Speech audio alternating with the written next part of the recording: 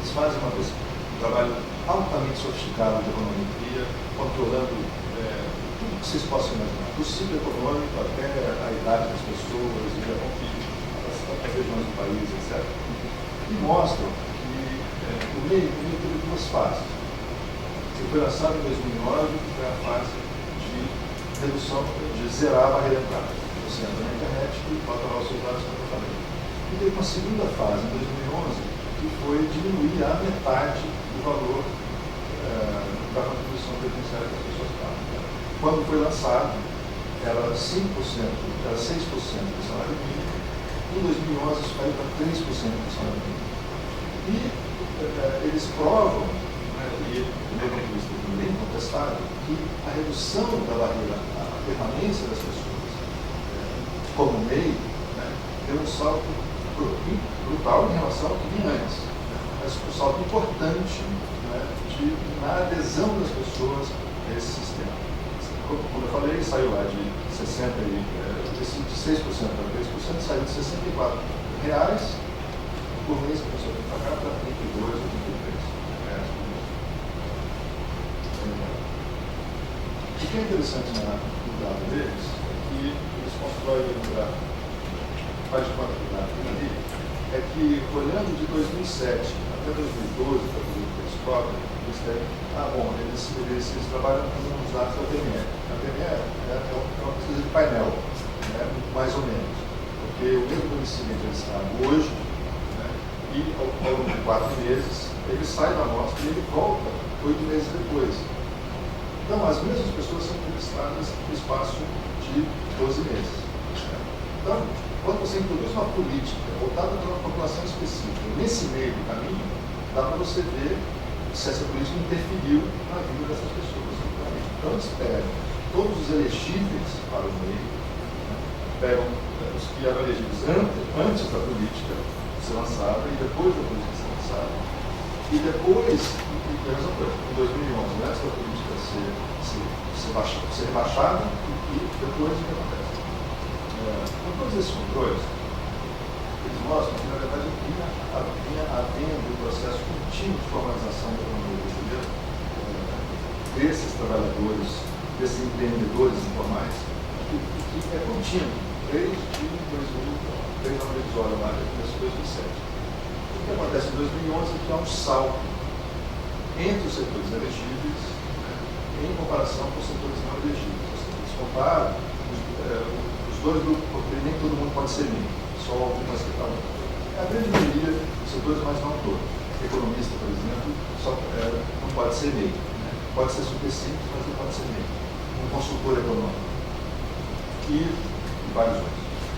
Só que, tudo isso, eles dizem, com redução a zero do custo de entrada, com redução a metade do custo de permanência e tudo mais, o impacto no meio sobre na taxa de formalização que já vinha, foi de 2,4 pontos percentuais. Isso é, saindo de uma base de 27% de trabalhadores de conta própria por mais, isso foi de fato 2,4%, 2 pontos percentuais. Isso saiu de 27% para 29,4%. Esse programa. 27%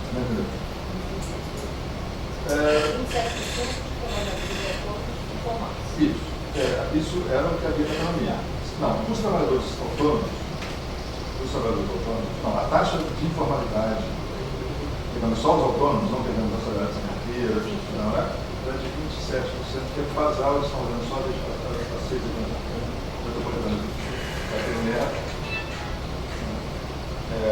e então, isso extrapolando para o Brasil, nos levaria a alguma coisa como 1 milhão de pessoas.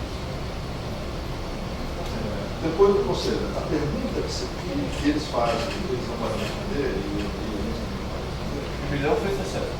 1 milhão foi 7,500, né? Entendi. 7,500 de meio. Mas tem 1 milhão. Não, esses 7 milhões e meio são formais, são os meios que existem. Mas, olhando, porque 7 milhões hoje, você entra no site hoje, 2014, para em 2012. Então tem 2 anos aí que explodiu em 4 milhões. Nós estamos olhando nesse pequeno período. Qual é o impacto independente mesmo? A questão é essa. Então, vem vindo um processo de formalização. Isso que daí mostrou aqui, é isso que está falando. Então, um conjunto enorme de situações que levam a maior taxa de formalização também. E aí, junto com isso, vem o meio para somar nessa coisa. Eu estou olhando só essa política, porque essa política ela foi vendida para o mundo afora como uma política muito eficaz de formalização. Ela não queria ser feita no México, não queria ser feita na Colômbia, não queria ser feita no Chile, em lugar nenhum. No México, ao contrário, quando eles introduziram o método, nós estamos falando de informalidade, aumentou. Então, é porque aqui você tem uma conjugação de várias outras coisas que estão em volta e que permitem essa formalização. Então, aí dizem eles, é incontestável que houve um efeito direto do meio, como eu falei, eles isolam tudo, é uma revisão sofisticada, eu acreditei nisso. É incontestável que houve um aumento da formalização nessa política. O que precisa ser respondido, é porque quando você reduz a zero todos os custos, a taxa de adesão é tão baixa. Ou seja, nós temos quase 37 milhões de pessoas, de trabalhadores autônomos informais no Brasil e assalariados sem carteira. No universo de quase 40 milhões de pessoas, por que uma política como essa, que aparentemente ela deveria atrair, ela atrai tão pouca gente? Ainda que seja 7 milhões de pessoas ou 5 milhões de pessoas novos entrantes, em cima dos 40 milhões, você tem uma taxa ainda assim um pouco superior a 10%. A resposta seria a minha exposição aqui, a discussão sobre a informalidade como forma social de trabalho, isso o fato de que, como forma social de trabalho, que a vida há um ambiente da vida coletiva no Brasil que é informal, que sempre foi e sempre será, porque essa foi a forma como os mais pobres se apropriaram e ocuparam do espaço urbano do país. A relação das populações mais pobres com a cidade, com a vida na cidade, é informal. A casa informal, a eletricidade informal, as relações vicinais são informais, a TV a cabo informal, é tudo informal. E a pessoa nasce e cresce sem saber. E quando a pessoa se põe a campo para buscar meios de vida, os meios informais de obtenção dos meios de vida estão à mão imediatamente.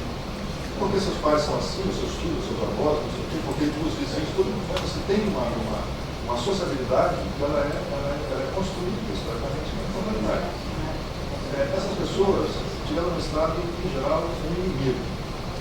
É aquele que vem para achacar, para roubar, para bater, para matar, para não sei o quê. O Estado é inimigo. Como é que eu vou confiar nesse agente que vem aí me oferecer meio? Ou me oferecer um microcrédito, ou me oferecer não sei o quê. Isso aí, esse agente, eu desconfio desse agente. Tem uma relação muito importante de desconfiança das pessoas em relação a essa institucionalidade que a gente chama de formalidade. Parte da explicação da não adesão decorre disso. Parte da explicação decorre do fato de que esse mundo da formalidade ele é extrínseco à vida das pessoas. Isso que eu acabei de falar é uma relação racional. Esse agente ali, não quero. Mas uma outra parte é inteiramente extrínseca à vida das pessoas. Ou seja, existe uma parte dessa população que não nunca foi e não será apanhada pela nacionalidade certo? Porque estão num nível muito abaixo de privação, de necessidade, não sei o quê, em que esse mundo de nacionalidade é o mundo dos outros. É aquela coisa de lá, e as pessoas não têm nem condições de um julgamento nacional, não sei o quê, essa parte da miséria que ainda estamos falando de alguns milhões de pessoas no Brasil. Então, tem uma parte da miséria, tem uma parte da pobreza, miséria extrínseca, pobreza desconfiável, e tem tem uma parte das pessoas que pode ser boa para esse mundo. Né? Mas ainda assim, vai ter uma outra parte enorme que não vai ser benéfica para esse mundo. Alguém ensinou as mulheres a partir de uma certa idade. Mulheres aos 50 anos, com baixa qualificação, foram liberadas domésticas da sua vida, vão virar meio? Não vão. Isso não existe essa possibilidade. Essa pessoa vai continuar sendo normal pro resto da vida. Ela pode virar uma artesã, não sei o quê, e eventualmente virando uma artesã, ela vai virar meio, por pressão do. Isso está acontecendo no Brasil, por pressão dos programas, ou por estímulos dos setoriais da vida, muitas ONGs que estão nas várias formas do Brasil, estão forçando ou estimulando ou apoiando as pessoas, essas mulheres, principalmente, em geral mulheres, mães de família, sem maridos, com famílias mais ou menos desestruturadas, etc., a se formalizar nesse sentido, porque garante o serviço social. Auxílio maternidade, apoio na doença, não sei o que, por R$37, às vezes as ONGs pagam essa coisa e ele consegue formalizar essa pessoa. Mas isso vai continuar sendo uma minoria. Vai ter uma parte grande do Brasil, historicamente, vai continuar dependendo das políticas estatais. Não é a política estatal de formalização, não. A política estatal de assistência social e previdência social, independentemente da contribuição, independentemente da vida pregressa. Ou por causa da vida pregressa, essas pessoas vão depender ainda por décadas. 2, 3, 4 décadas, as pessoas estão vivendo cada vez mais da assistência do Estado. Porque não puderam contribuir, não vão poder contribuir, e a economia ainda não gera situações suficientes para apoiar essas pessoas. Estamos falando de milhões de pessoas, 20 milhões, 30 milhões de pessoas. Isso ainda é um futuro muito longo. A pena que não deu para mostrar os dados, mas é isso.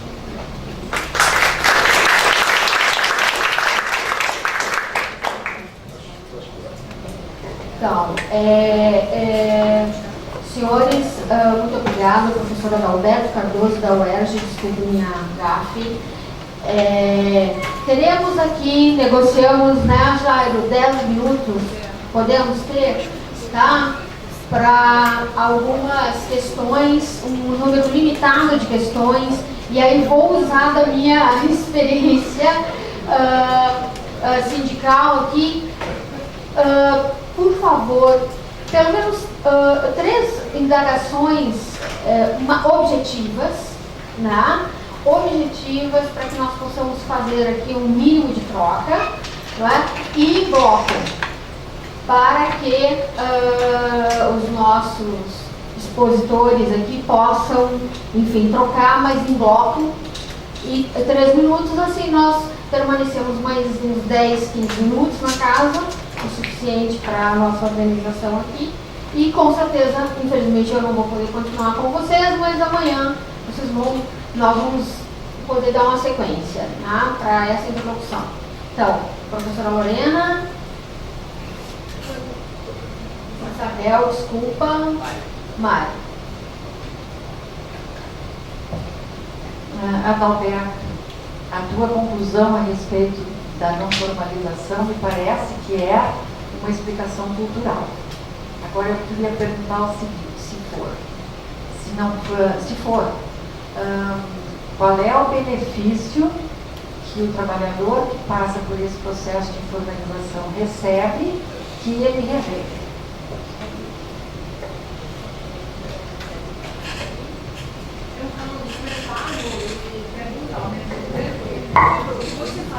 Eu preciso que você use o microfone porque nós estamos gravando. Obrigada. É um comentário ao mesmo tempo com uma pergunta para a última exposição. Um pouco a respeito desse comentário que você fez, que ainda vai levar muito tempo, que as pessoas vão ficar na dependência. A primeira coisa vai um pouco no seu sentido, que é um meio muito heterogêneo, então eu acho que é complicado, assim, pegar o atalho para fazer mais curto, de certa forma, mas eu acho que ao mesmo tempo não só que vão ficar dependentes, porque isso também tem um viés ideológico de certa forma, mas precisam estar dependentes, porque só assim que eles vão poder, de alguma maneira, criar uma experiência de o que significa ter direito, porque simplesmente também é por isso que tem toda essa desconfiança, como você colocou, forma de socialização, de não pedir ou de não tentar ter acesso ao direito, porque Não há sobre o qual se apoiar para ter uma experiência positiva com isso, o que significa ter direito.